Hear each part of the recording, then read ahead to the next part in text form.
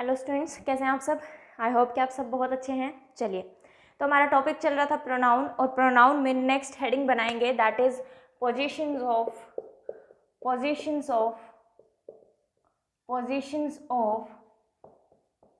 Personal pronoun. Positions of personal pronoun, ये हमारे next heading है। ठीक है, प्रोनाउन में तो प्रोनाउन के हमारे दो टाइप्स जो हैं वो साथ साथ चल रहे हैं, एक पॉजेसिव प्रोनाउन और एक आपका पर्सनल प्रोनाउन। क्योंकि ये दोनों एक दूसरे से इंटर रिलेटेड हैं, इसलिए हम इनको साथ साथ में ही पढ़ रहे हैं। तो जहाँ पे पर्सनल प्रोनाउन का यूज़ की ज़रूरत हमें पड़ रही है, तो वहाँ मैं आपको पर्सनल प्रोनाउन बता रही हूँ, और जहाँ पे हमें उसकी पोजेशन की ज़रूरत होगी वहाँ पे हम उसका पोजेशन भी देखेंगे। ठीक है, तो बात कर रही हूँ मैं पोजेशन ऑफ पर्सनल प्रोनाउन की। पर्सनल प्रोनाउन हमने देखा था, एक स्पीकर होता है, एक हमारे पास जिससे हम बात करते हैं वो होता है, ठीक है, और एक होते हैं हमारे पास नॉन एक्टिव पर्सन्स। तो ये तीन टाइप के पर्सन्स हमने पढ़े थे पर्सनल प्रोनाउन के अंदर। तो जो डायरेक्ट आज का लेक्चर देख रहे हैं स्टूडेंट्स, पहले के लेक्चर्स जो हैं वो कंप्लीट कर लेना। पहले पार्ट्स ऑफ स्पीच को कंप्लीट करना, देन नाउन देखना, एंड देन प्रोनाउन को स्टार्ट करना। तभी आपको चीज़ें जो हैं वो स्मूथली समझती आती चली जाएंगी।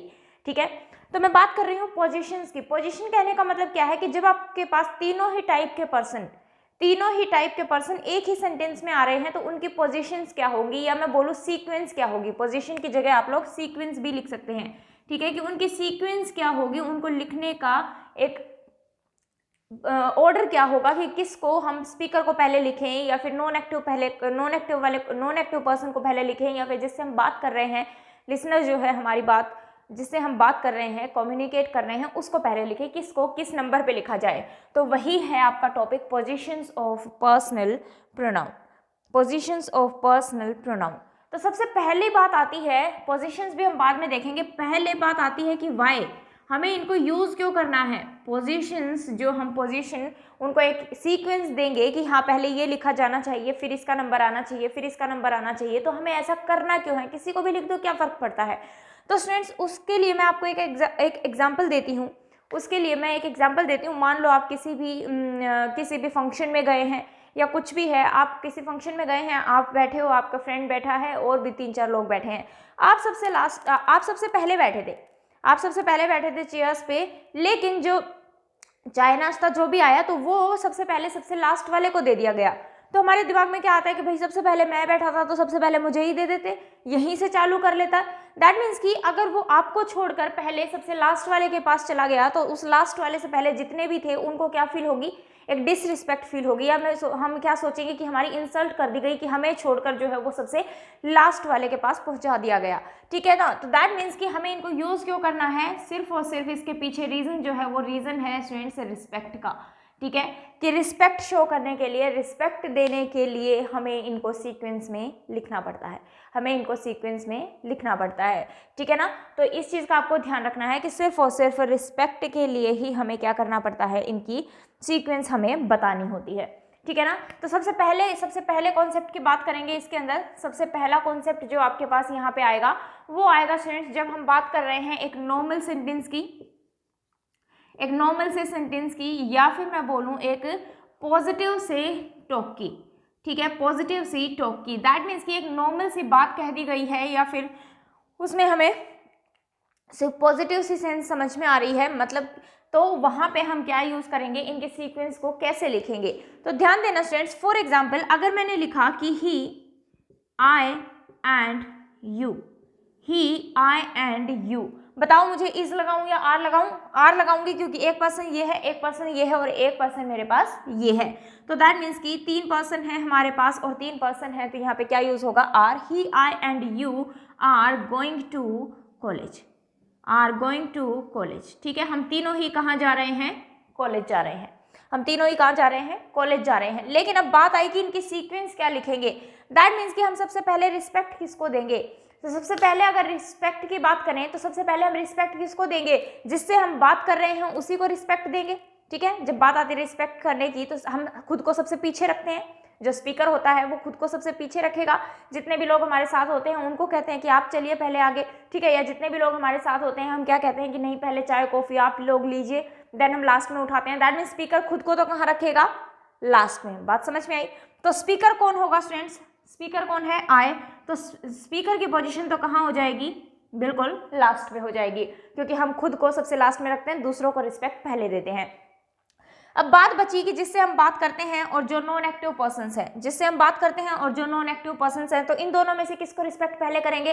ऑब्वियसली जिससे बात कर रहे हैं उसको ही तो रिस्पेक्ट पहले करेंगे। ऐसे थोड़ी है कि जो हमारी बात सुन भी नहीं रहा या फिर जो वहाँ पे है भी नहीं, प्रेजेंट भी नहीं है, तो उसको हम रिस्पेक्ट पहले दे देंगे। तो रिस्पेक्ट पहले किसको मिलेगी? जिससे हम बात कर रहे हैं। तो इसकी पोजीशन क्या हो जाएगी स्टूडेंट्स? इसकी पोजीशन हो जाएगी नंबर 1। इसकी पोजीशन हो जाएगी नंबर 1 और जो स्पीकर था उसकी पोजीशन क्या हो जाएगी? लास्ट, क्योंकि हम खुद को लास्ट में रखते हैं। तो बचा क्या हमारे पास? बचा क्या हमारे पास? Non active person. तो इसकी पोजीशन कौन सी हो जाएगी? इसको हम देंगे दूसरे नंबर पर रिस्पेक्ट। तो सबसे पहले जिससे हम बात कर रहे हैं उस पर उसको रिस्पेक्ट दी जाएगी। देन जिससे हम बात नहीं कर रहे हैं या मैं बोलूँ नॉन एक्टिव पर्सन है वो आएगा, और उसके बाद हम स्पीकर को रखेंगे। उसके बाद हम क्या किसको रखेंगे? स्पीकर को रखेंगे। ठीक है, तो एक अगर सिंपल सा स्ट्रक्चर यहाँ से बनाना चाहो तो आप लोग बना सकते हो कि सबसे पहले तो कौन आएगा? यू, उसके बाद आएगा आपका नॉन एक्टिव पर्सन, उसके बाद रिस्पेक्ट किसको दी जाएगी? नॉन एक्टिव पर्सन को रिस्पेक्ट दी जाएगी, और उसके बाद कौन आएगा? स्पीकर आएगा। और वर्ब स्टूडेंट्स हमेशा ही कैसे यूज होगी? प्लूरल यूज होगी, क्योंकि कम से कम 3 लोग तो यहाँ पे हैं आपके पास। कितने लोग हैं? 3 लोग हैं। तो वर्ब जो है वो हमेशा ही कैसी रहेगी? प्लूरल रहेगी। इस बात को आपको हमेशा ही ध्यान रखना है। Clear students? ठीक है, अब बात आती है कि जरूरी नहीं है कि हमें तीनों ही गिवन है सेंटेंस में। मान लो एक गिवन ना हो, सिर्फ आई और यू की बात हो रही होती, मान लो आपको नॉन एक्टिव पर्सन दिया ही नहीं है, तो नॉन एक्टिव पर्सन की जगह खाली छोड़ दो, सिंपल लिख दो यू एंड आई।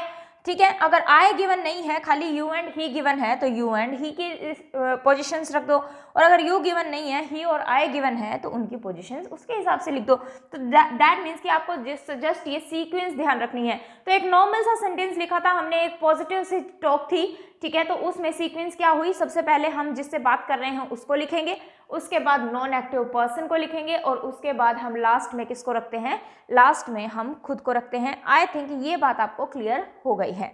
चलिए, तो पहला केस, पहले के जो कॉन्सेप्ट ये जो चल रहा है, इसमें आपको ये जो पहली बात मैंने आपको बताई है ये आपने नोट डाउन कर ली होगी, इसका स्क्रीनशॉट ले लिया होगा। बात करते हैं इससे आगे की। इससे आगे अगर मैं बात करूं तो यहाँ पे आपको नॉन एक्टिव पर्सन या फिर स्पीकर जो है वो कैसा दिख रहा था? सिंगुलर दिख रहा था। लेकिन मान लो आपके पास नॉन एक्टिव पर्सन आ रहा है दे, क्या दिख रहा है आपको? प्लूरल दिख रहा है। ऐसे ही यू हमने पढ़ा था कि जो यू है वो आपका सिंगुलर भी हो सकता है और प्लूरल भी हो सकता है। अगर दे के साथ आ रहा है तो हम इसको क्या मान लेंगे? प्लूरल भी मान सकते हैं, या फिर अगर हम यहाँ पे इसको अगर सिंगुलर भी मान ले तो उसमें भी कोई दिक्कत है नहीं, क्योंकि बात हम एक से कर रहे हो चाहे ज़्यादा से कर रहे हो, डजंट मैटर। और एक हमारे पास बच गया, दैट इज की जो स्पीकर है वी, मैंने आपको समझाया था। वी का मतलब ये नहीं है कि सारे लोग मिलके इकट्ठा बोल रहे हैं, नहीं, मैं कह रही हूँ कि हमें अब खाना खा लेना चाहिए। दैट मीन्स बात तो सिर्फ मैं ही बोल रही हूँ, ऐसे थोड़ी है कि हम 10 लोग हैं तो हम साथ में बोलेंगे कि हमें खाना खा लेना चाहिए। ये बात मैं ऑलरेडी आपको डिटेल में समझा चुकी हूँ, तो पहले अपने प्रोनाउन को रिवाइज भी कर लेना और उनको देख भी लेना। तो हमारे पास ये तीनों आ रहे हैं। अब सीक्वेंस क्या होनी चाहिए?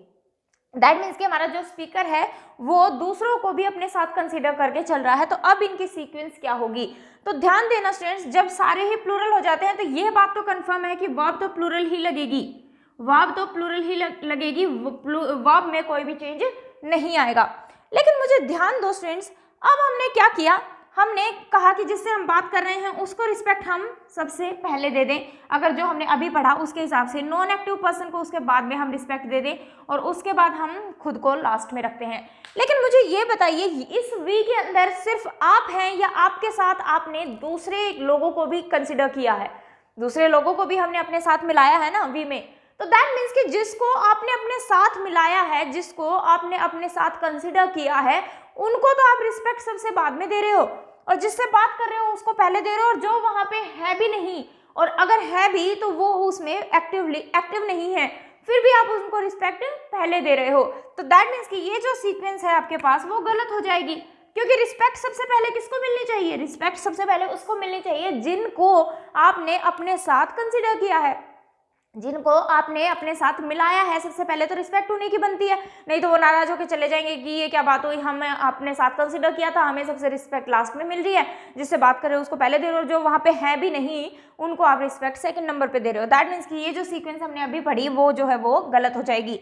तो सबसे पहले जो रिस्पेक्ट मिलेगी वो किसको मिलेगी, जिनको हमने अपने साथ कंसिडर किया है, जिन लोगों को, उसको, उसके बाद जिससे हम बात कर रहे हैं उसको, और उसके बाद आएगी नॉन एक्टिव पर्सन्स। तो यहाँ पे हम क्या लिखेंगे, वी, उसके बाद यू जिससे बात कर रहे हैं, और लास्ट में नॉन एक्टिव पर्सन्स। तो उसके लिए सीक्वेंस क्या हो जाएगी स्टूडेंट्स, ये वाली सीक्वेंस जो है वो हो जाएगी। तो सबसे पहले हम वी को रिस्पेक्ट करेंगे एंड देन वही, और आगे वापस से वही बात है, अगर यू गिवन नहीं है आपको सेंटेंस में तो सीक्वेंस क्या हो जाएगी, we and they.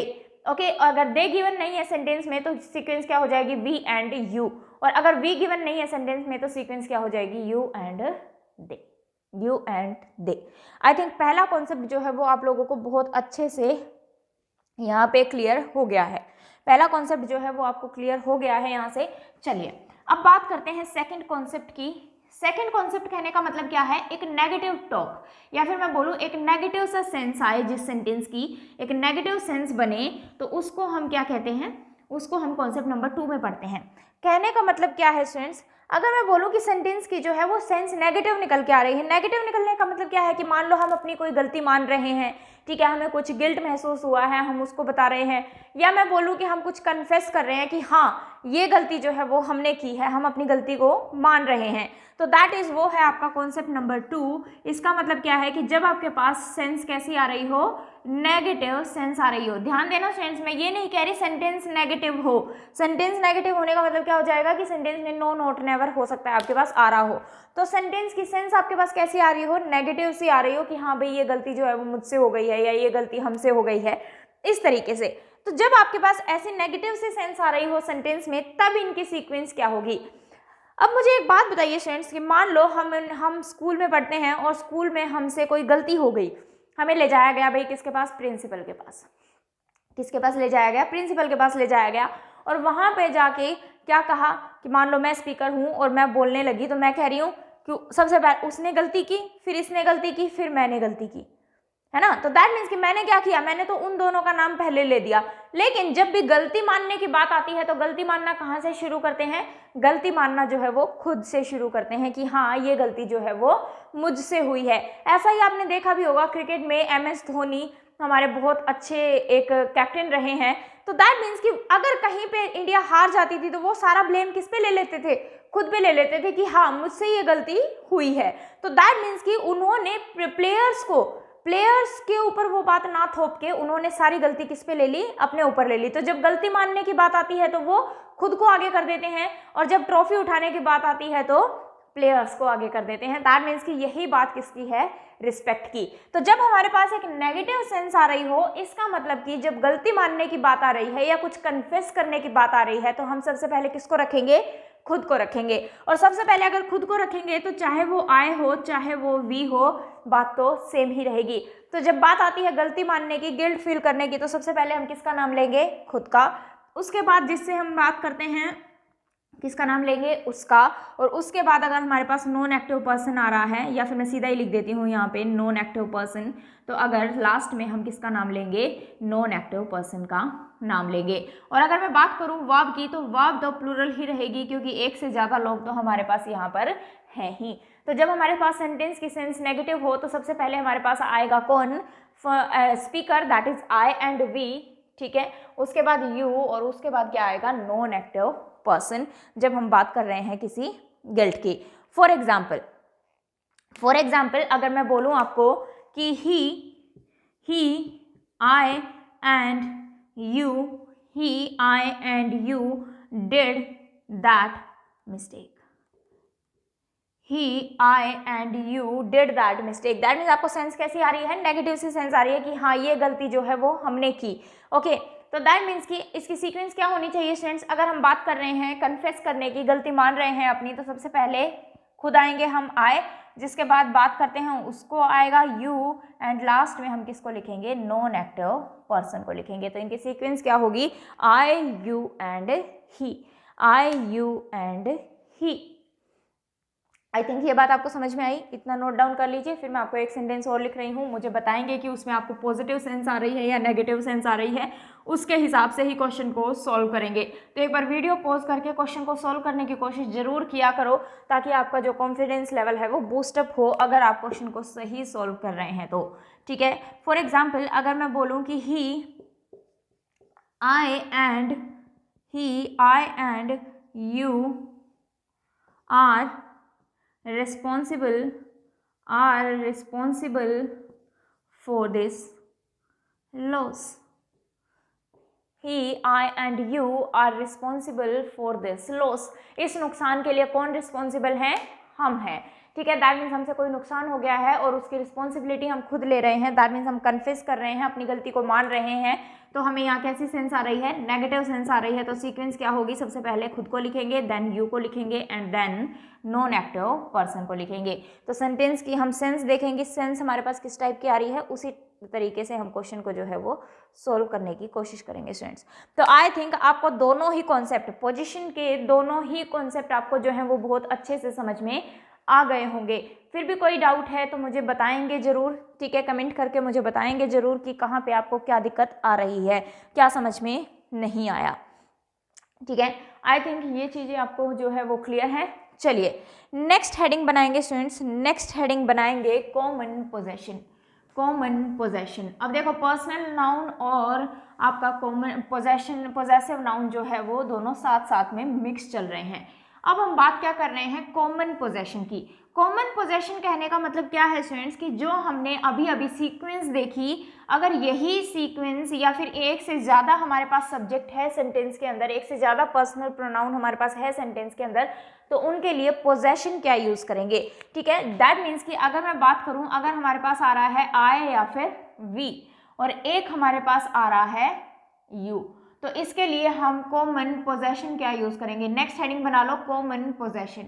Next heading क्या बनाएंगे? Common possession. नेक्स्ट हेडिंग बना लो कॉमन पोजेशन।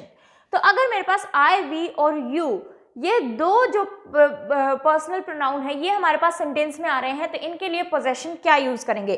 देखो स्टूडेंट्स, आपको रट्टा मारने की बिल्कुल भी जरूरत नहीं है। यू मीन्स कोई दूसरा है, लेकिन आई मीन्स मैं और वी मीन्स मैं, उसमें मैं भी इंक्लूडेड हूँ। तो जब आई और वी में हर बार मैं इंक्लूडेड हूँ, तो दैट मीन्स कि इनकी कॉमन पोजेशन मुझे बताओ, अवर बननी चाहिए या योर बननी चाहिए? तो इसकी जो कॉमन पोजेशन बनेगी स्टूडेंट्स वो क्या बनेगी? अवर बनेगी। योर क्यों नहीं बन सकती? क्योंकि जब आपने योर यूज किया कॉमन पोजेशन के लिए, तो दैट मीन्स आई वी को तो आप खा ही गए, आई वी को तो भूल ही गए, तो आई वी को भी हमें लेके चलना है। तो इसलिए इनकी जो कॉमन पोजेशन क्या बनेगी? वो अवर बनेगी। अगर मैं बोलूँ कि मैं और तुम हमारा काम करेंगे, ठीक है, तो मैं ऐसे नहीं बोलूंगी मैं और तुम तुम्हारा काम करेंगे। दैट मीन्स कि मुझे खुद को भी उसके अंदर क्या करना है? कंसिडर करना है।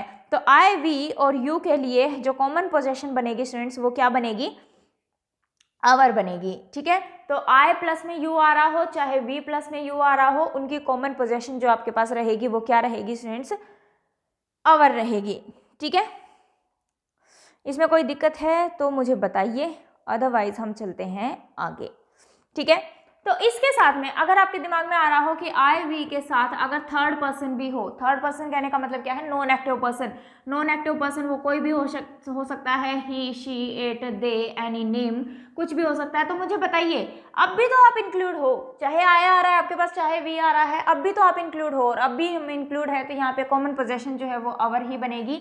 देयर आपकी कॉमन पोजेशन यहाँ पे नहीं बनेगी, क्योंकि आई, वी जो है वो उसमें इंक्लूडेड है। आई थिंक क्लियर है ये बात। चलिए अब बात आ रही है कि जब आई और वी इंक्लूडेड नहीं है, दैट मीन्स कि आपके पास क्या क्या आ रहा है?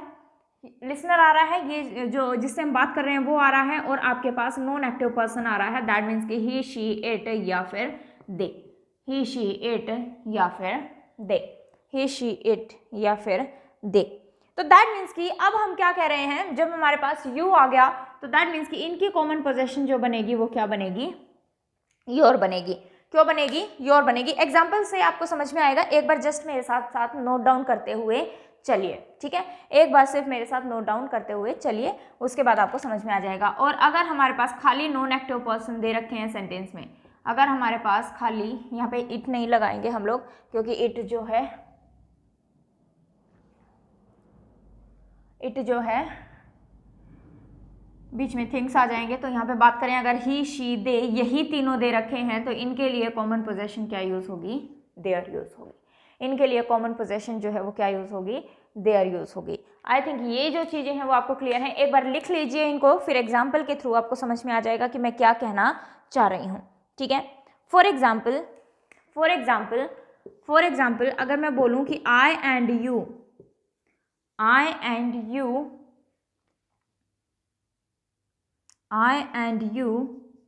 have done our best in the examination.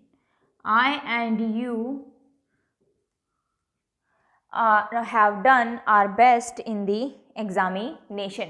अब ध्यान दो स्टूडेंट्स, I भी आ रहा है आपके पास और you भी आ रहा है। I के साथ चाहे कुछ भी आ रहा हो, I के साथ चाहे कुछ भी आ रहा हो, अगर हमें उसके लिए पोजेशन एक लगानी पड़ेगी तो वो पोजेशन हमेशा ही क्या लगेगी?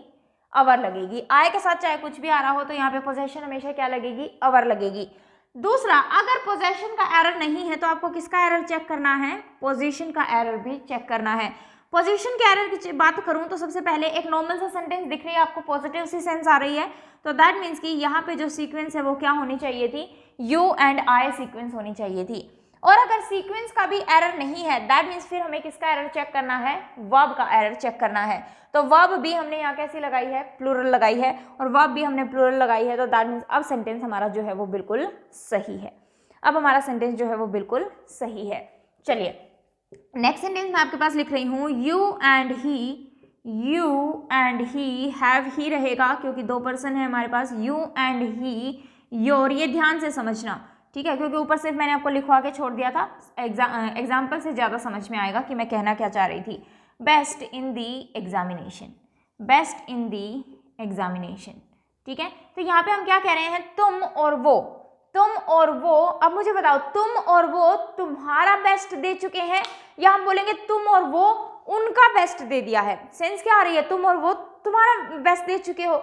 लेकिन अगर मैं यहाँ पे देयर लगा दूँ तो इससे क्या सेंस आएगी? तुम और वो उनका बेस्ट दे चुके हैं। दैट मीन्स कि जो वहाँ पे प्रेजेंट है भी नहीं, जो नॉन एक्टिव पर्सन है, हम उनको बीच में लेके आ रहे हैं, तो उनकी तो कोई भी सेंस नहीं बनती जब हमारे पास सेंटेंस में क्या आ रहा हो? यू आ रहा हो। तो जब हमारे पास यू आ रहा है तो दैट मीन्स कि उनकी कॉमन पोजेशन जो आपके लिए बनेगी, वो कॉमन पोजेशन आपके लिए क्या, आपके पास क्या बनेगी? वो योर बनेगी, कॉमन पोजेशन। तो जब आपके पास यू के साथ कोई भी नॉन एक्टिव पर्सन आ रहा है तो उनकी कॉमन पोजेशन आपके पास क्या रहेगी? यही रहेगी, ठीक है ना, दैट मीन्स योर रहेगी। तो अगर मैं इसी में, आप दोबारा से लिख लेना, मैं इसी में चेंज कर रही हूँ, तो दैट मीन्स कि फॉर एग्जाम्पल मैंने लिखा ही एंड शी, तो ये ही एंड शी दोनों ही नॉन एक्टिव पर्सन है। दैट मीन्स कि मैं कह रही हूँ कि वे जो हैं दोनों उनका काम कर चुके हैं। अब ये थोड़ी ना कहेंगे कि वे जो दोनों हैं वो तुम्हारा काम कर चुके हैं। दैट मीन्स कि अगर ही एंड शी नॉन एक्टिव आ रहा है हमारे पास, दैट इज थर्ड केस, तो इनके लिए हम पोजेशन क्या यूज करेंगे? देयर, क्योंकि उन्होंने एग्जाम में अब उनका ही तो बेस्ट दिया होगा, तुम्हारा बेस्ट थोड़ी ना दिया होगा। तो इन चीज़ों का हमें ध्यान रखना है, ठीक है ना। तो इस तरीके से जब हमारा आई या वी इंक्लूड हो रहा है किसी भी पर्सनल प्रोनाउन के साथ तो उनकी कॉमन पोजेशन अवर रहेगी, और जब हमारा यू इंक्लूड हो रहा है तो कॉमन पोजेशन योर रहेगी, और जब हमारे पास सेंटेंस में आ ही सारे नॉन एक्टिव पर्सन्स रहे हैं तो जो कॉमन पोजेशन है वो उनकी बन जाएगी, that is there. I think ये चीज़ जो है वो आप लोगों को समझ में आ गई है बहुत अच्छे से, क्लियर, ठीक है। तो स्टूडेंट्स ये जो दो कॉन्सेप्ट्स मैंने आपको करा दिए हैं, अगर इनमें कोई भी डाउट आ रहा है तो मुझे कमेंट सेक्शन में कमेंट करके बताएंगे जरूर, और अगर लेक्चर आपको समझ में आ रहा है तो लेक्चर को शेयर जरूर कर दें ताकि ज़्यादा से ज़्यादा स्टूडेंट इसका बेनिफिट ले, ओके। और जिन्होंने चैनल को सब्सक्राइब ना किया वो चैनल को सब्सक्राइब जरूर कर लें, तो आपको जो है क्लासेस ऐसे रूटीन में मिलती रहेंगी। तो क्योंकि मेरा शेड्यूल भी थोड़ा सा जो है वो बिजी रहता है, तो अगर एक दो दिन ऐसे स्किप हो जाता है, आगे पीछे हो जाता है, तो उसको बोदर ना करें, ओके। तो पढ़ते रहिए स्टूडेंट्स, रिवाइज करते रहिए अपना। बाकी हम नेक्स्ट लेक्चर में मिलते हैं इसी पर्सनल प्रोनाउन और पोजेसिव प्रोनाउन के नेक्स्ट कॉन्सेप्ट के साथ, ओके। चलिए, थैंक यू क्लास।